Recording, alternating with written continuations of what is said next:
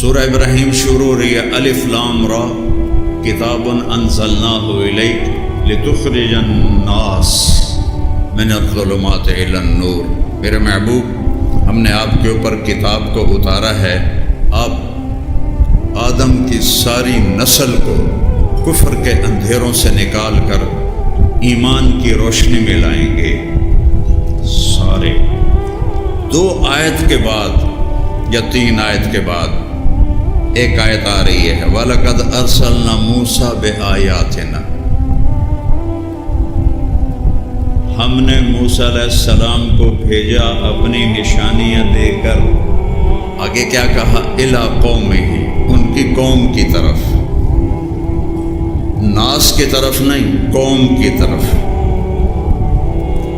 أَنْ أَخْرِجْ قَوْمَكَ وَلَقَدْ أَرْسَلْنَا مُوسَىٰ بِآيَاتِنَا ان اخرج قومک من الظلمات الی النور۔ اے موسیٰ، آپ اپنی قوم کو اندھیروں سے نکالو اور ایمان کی روشنیوں میں لے کر آؤ۔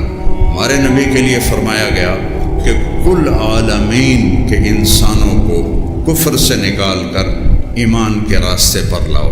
اب آپ تو 23 سال کے بعد دنیا سے چلے گئے تو حکم تو باقی ہے، تو پھر یہ کام اللہ تعالیٰ نے اس امت کے سپرد کیا۔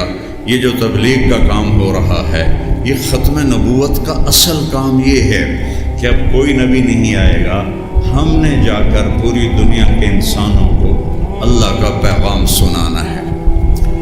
تو اب میرے نبی کا کیلنڈر بھی وہ ہونا چاہیے جو پوری دنیا میں کام کرے، کہیں کام کرے کہیں نہ کرے، تو پھر عالمی نبوت کی شان کے یہ خلاف بات بنتی ہے۔